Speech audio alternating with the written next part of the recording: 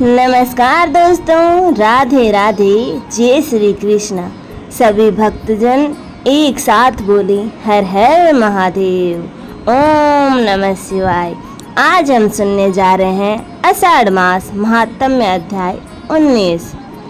महादेव जी कहते हैं, पार्वती अब मैं आदर पूर्वक 19वें अध्याय का महात्म्य का वर्णन करूंगा। तुम स्थिर होकर सुनो। नर्मदा के तट पर माहिष्मती नाम की एक नगरी है।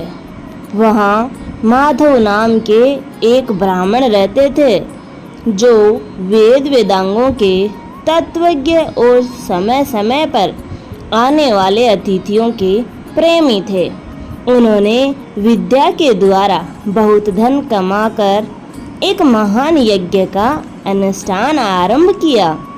उस यज्ञ में बलि देने के लिए एक बकरा मंगाया गया।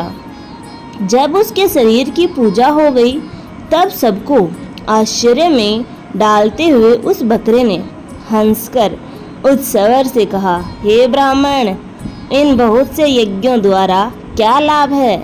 इनका फल तो नष्ट हो जाने वाला है तथा ये जन्म, जरा और मृत्यु के भी कारण है। यह सब करने पर भी मेरी जो वर्तमान दशा है, इसे देख लो।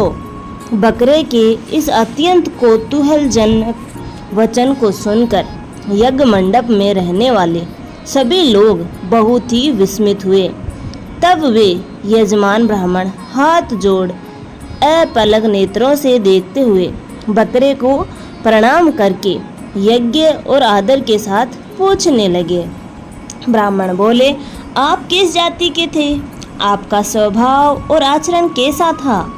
तथा जिस कर्म से आपको बकरे की योनि प्राप्त हुई, यह सब मुझे विस्तार पूर्वक बताइए। बकरा बोला, हे ब्राह्मण, मैं पूर्व जन्म में ब्राह्मणों के अत्यंत निर्मल कुल में उत्पन्न हुआ था। समस्त यज्ञों का अनुष्ठान करने वाला और वेद विद्या में प्रवीण था। एक दिन मेरी स्त्री ने भगवती दुर्गा की भक्ति से विनम्र होकर अपने बालक के रोग की शांति के लिए बलि देने की निमित्त मुझसे एक बकरा मांगा। तत्पश्चात जब चंडिका के मंदिर में वह बकरा मारा जाने लगा, उस समय उसकी माता ने मुझे श्राप दिया, ओ ब्राह्मण, मैं नीच पापी, तू मेरे बच्चे का वध करना चाहता है, इसीलिए तू भी बकरे की योनि में जन्म लेगा। द्विज श्रेष्ठ, तब कालवश मृत्यु को प्राप्त होकर मैं बकरा हुआ। यद्यपि मैं पशु योनि में पड़ा हूँ, तो भी मुझे अपने पूर्वजन्मों का स्मरण बना हुआ है। हे ब्राह्मण, यदि आपको सुनने की उत्कंठा हो तो मैं एक और भी आश्चर्य की बात बताता हूँ।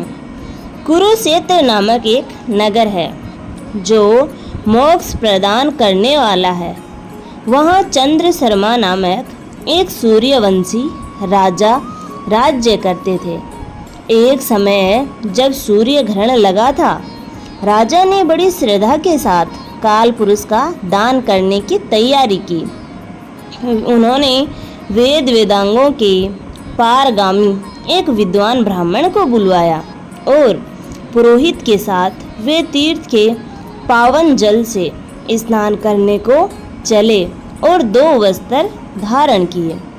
फिर पवित्र और प्रसन्नचित होकर उन्होंने श्वेत चंदन लगाया और बगल में खड़े हुए पुरोहित का हाथ पकड़कर तत्कालोचित मनुष्यों से घिरे हुए अपने स्थान पर लौट आए।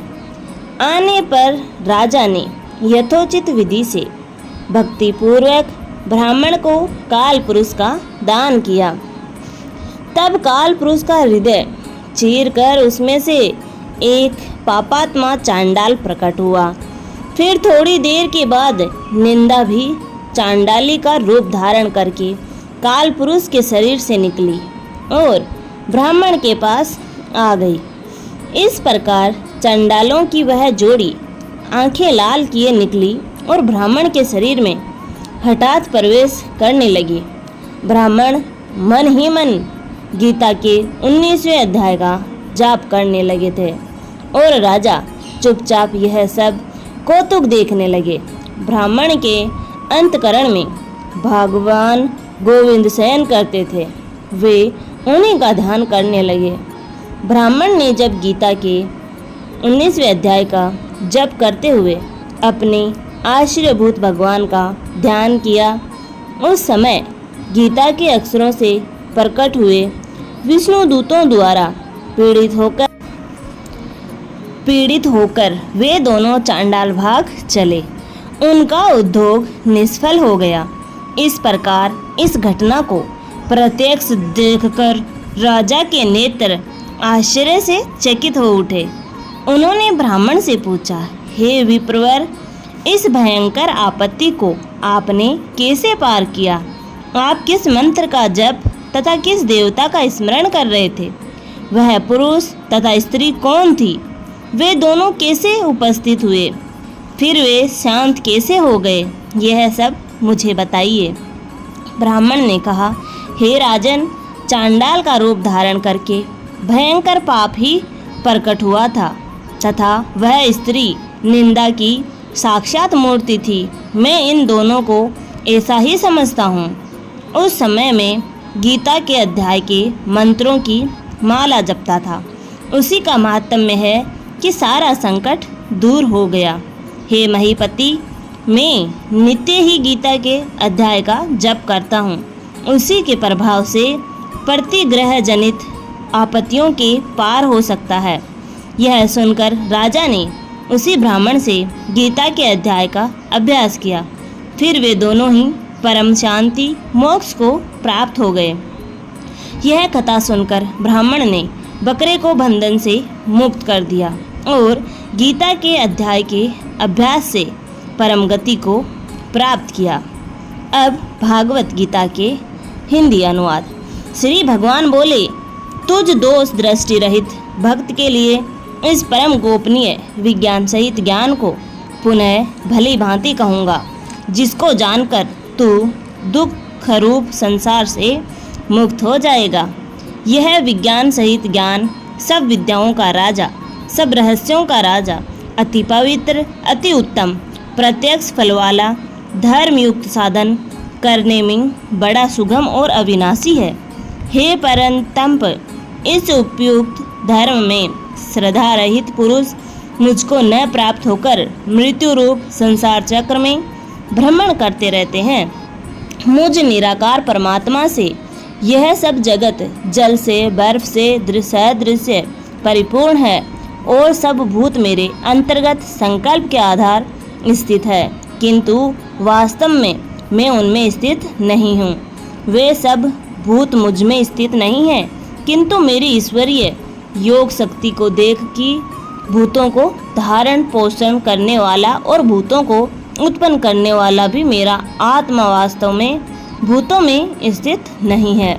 जैसे आकाश से उत्पन्न सर्वत्र करने वाला महान वायु सदा आकाश में ही स्थित है, वैसे ही मेरे संकल्प द्वारा उत्पन्न होने से संपूर्ण भूत मुझ में स्थित है, ऐसा जान सकते हैं। हे अर्जुन, कल्पों के अंत में सब भूत मेरी प्रकृति को प्राप्त होते हैं, अर्थात प्रकृति में लीन होते हैं और कल्पों के आदि में उनको मैं फिर रचता हूँ। अपनी प्रकृति को अंगीकार करके स्वभाव के बल से परतंत्र हुए इस संपूर्ण भूत समुदाय को बार बार उनके कर्मों के अनुसार रचता हूँ। हे अर्जुन, उन कर्मों में आसक्ति रहित और उदासीन के सदृश स्थित मुझ परमात्मा को वे कर्म नहीं बांधते। हे अर्जुन, मुझ अधिष्ठाता के सकाश से प्रकृति चराचर सहित सर्व जगत को रचती है और इस हेतु से ही यह संसार चक्र घूम रहा है। मेरे परम भाव को न जानने वाले मूढ़ लोग मनुष्य का शरीर धारण करने वाले मुझ संपूर्ण भूतों के महान ईश्वर को तुच्छ समझते हैं, अर्थात अपनी योग माया से संसार के उद्धार के लिए मनुष्य रूप में विचरते हुए मुझ परमेश्वर को साधारण मनुष्य मानते हैं। वे व्यर्थ आशा, व्यर्थ कर्म और व्यर्थ ज्ञान वाले विक्षिप्त चित्त अज्ञानी जन राक्षसी, आसुरी और मोहिनी प्रकृति को ही धारण किए रहते हैं। परंतु हे कुंती पुत्र, देवी प्रकृति के आश्रित महात्मा जन मुझको सब भूतों का सनातन कारण और नाश रहित अक्षर स्वरूप जानकर अनन्य मन से युक्त होकर निरंतर भजते रहते हैं। वे दृढ़ निश्चय वाले भक्तजन निरंतर मेरे नाम और गुणों का कीर्तन करते हुए तथा मेरी प्राप्ति के लिए यत्न करते हुए और मुझको बार बार प्रणाम करते हुए सदा मेरे ध्यान में युक्त होकर अनन्य प्रेम से मेरी उपासना करते हैं। दूसरे योगी जन मुझ निर्गुण निराकार ब्रह्म का ज्ञान यज्ञ के द्वारा अभिन्न भाव से पूजन करते हुए भी मेरी उपासना करते हैं और दूसरे मनुष्य बहुत प्रकार से स्थित मुझ विराट स्वरूप परमेश्वर की पृथक भाव से उपासना करते हैं। किंतु मैं हूँ, यज्ञ में हूँ, स्वधा में हूँ, औषधि में हूँ, मंत्र में हूँ, घृत में हूँ, अग्नि में हूँ और हवन रूप क्रिया भी मैं ही हूँ। इस संपूर्ण जगत का दाता अर्थात धारण करने वाला और कर्मों के फल को देने वाला, माता पिता पितामह जानने योग्य पवित्र ओंकार तथा ऋग्वेद सामवेद और यजुर्वेद भी मैं ही हूँ। प्राप्त होने योग्य परम धाम, भरण पोषण करने वाला, सबका स्वामी, शुभाशुभ का देखने वाला, सबका वास स्थान, शरण लेने योग्य, प्रत्यु प्रकार न चार कर हित करने वाला, सबकी उत्पत्ति प्रलय का, स्थित का आधार, निधान और अविनाशी का कारण भी मैं ही हूँ। मैं ही सर्व रूप सूर्य रूप से तपता हूँ, वर्षा का आकर्षण करता हूँ और उसे बरसाता हूँ। हे अर्जुन, मैं ही अमृत और मृत्यु हूँ और सत असत भी मैं ही हूँ। तीनों वेदों में विधान किए हुए सकाम कर्मों को करने वाले, सोम रस को पीने वाले, पाप रहित पुरुष मुझको यज्ञों के द्वारा पूजन स्वर्ग की प्राप्ति चाहते हैं। वे पुरुष अपने पुण्यों के फलस्वरूप स्वर्ग लोक को प्राप्त होकर स्वर्ग में दिव्य देवताओं के भोगों को भोगते हैं। वे उस विशाल स्वर्ग लोक को भोगकर पुण्य क्षीण होने पर मृत्यु लोक को प्राप्त होते हैं। इस प्रकार स्वर्ग के साधन रूप तीनों वेदों में कहे हुए सकाम कर्म का आश्रय लेने वाले और भोगों की कामना वाले पुरुष बार बार आवागमन को प्राप्त होते हैं, अर्थात पुण्य के प्रभाव से स्वर्ग में जाते हैं और पुण्य क्षीण होने पर मृत्यु लोक में आते हैं। जो अनन्य प्रेम भक्तजन मुझ परमेश्वर को निरंतर चिंतन करते हुए निष्काम भाव से भजते हैं, उन नित्य निरंतर मेरा चिंतन करने वाले पुरुषों को योग क्षेम में स्वयं प्राप्त कर देता हूँ। हे अर्जुन, यद्यपि श्रद्धा से युक्त जो सकाम भक्त दूसरे देवताओं को पूजते हैं वे भी मुझको ही पूजते हैं, किंतु उनका पूजन अविधिपूर्वक अर्थात अज्ञान पूर्वक है, क्योंकि संपूर्ण यज्ञों का भोक्ता और स्वामी मैं ही हूँ। परंतु वे मुझ परमेश्वर को तत्व से नहीं जानते, इसी से गिरते हैं अर्थात पूर्व जन्म को प्राप्त करते हैं। देवताओं को पूजने वाले देवताओं को प्राप्त होते हैं, पितरों को पूजने वाले पितरों को प्राप्त होते हैं, भूतों को पूजने वाले भूतों को प्राप्त होते हैं और मेरा पूजन करने वाले भक्त मुझको प्राप्त होते हैं। इसीलिए मेरे भक्तों का पुनर्जन्म नहीं होता। जो कोई भक्त मेरे लिए प्रेम से पत्र, पुष्प, फूल, फल आदि का अर्पण करता है, उस शुद्ध बुद्धि निष्काम प्रेमी भक्त का प्रेम पूर्वक अर्पण किया हुआ वह पत्र पुष्पादि में सगुण रूप से प्रकट होकर प्रति सहित खाता हूँ। हे अर्जुन, तू जो कर्म करता है, जो खाता है, जो हवन करता है, जो दान देता है और जो तप करता है, वह सब मुझे अर्पण कर। इस प्रकार जिसमें समस्त कर्म मुझ भगवान के अर्पण होते हैं, ऐसे संन्यास संयोग से युक्त चित्त वाला तू शुभाशुभ फल स्वरूप कर्म बंधन से मुक्त हो जाएगा और उनसे मुक्त होकर मुझको ही प्राप्त होगा। मैं सब भूतों में संभाव से व्यापक हूँ, न कोई मेरा अप्रिय है और न प्रिय, परंतु जो भक्त मुझको प्रेम से भजते हैं वे मुझ में हैं और मैं भी उनमें प्रत्यक्ष प्रकट हूँ। यदि कोई अतिशय दुराचारी भी अनन्य भाव से मेरा भक्त होकर मुझे भजता है तो वह साधु ही मानने योग्य है, क्योंकि वह यथार्थ निश्चय वाला है, अर्थात उनमें भली भांति निश्चय कर लिया है कि परमेश्वर के भजन से समान अन्य कुछ भी नहीं है। वह शीघ्र ही धर्मात्मा हो जाता है और सदा रहने वाले परम शांति को प्राप्त होता है। हे अर्जुन, तू निश्चय पूर्वक सत्य जान कि मेरा भक्त नष्ट नहीं होता।